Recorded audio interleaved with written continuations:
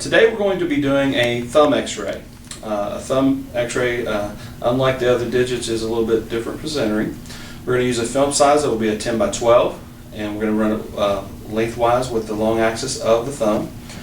The patient is going to be seated at the end of the table with their legs out to the side, not underneath the table for radiation safety concerns. We're going to shield the patient.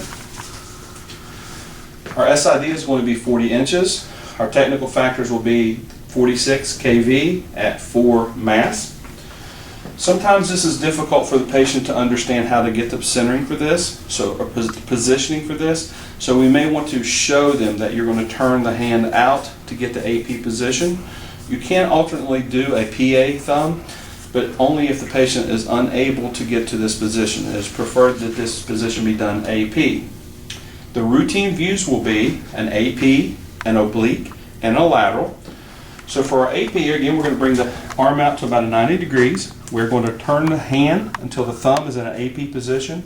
We're going to have the patient actually reach up and grab hold of the other fingers so that they can actually pull them over, which will actually enable you to see more of the thumb. We want to try and position the thumb so it is in the center of the film this way, and crosswise and lengthwise.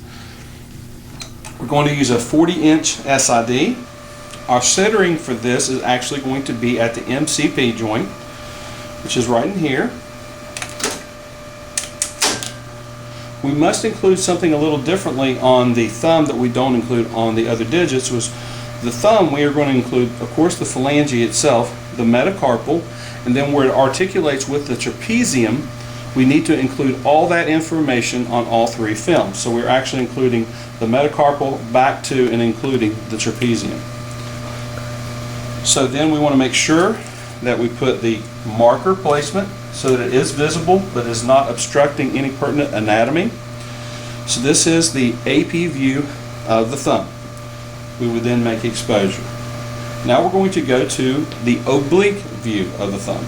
And this is probably the easiest view that you will ever have to do, because the oblique is the natural position of the thumb when you lay it down on the film. It's approximately a 45-degree oblique. Our centering doesn't change. It's going to include the entire metacarpal back and including the trapezium, the entire digit, and our centering is at the MCP. Again, marker placement, which doesn't obstruct. Technical factors remain the same. It's 46 kV at 4 mass. Then the lateral projection for the thumb, we are going to take and bring the thumb up to a lateral position. You let the other digits, as you roll it up, can hold it in that position.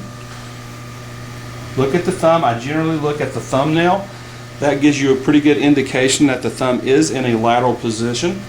The centering points remain the same. It will be again at the MCP, including the entire digit, all the way back and including the trapezium. Technical factors remain the same.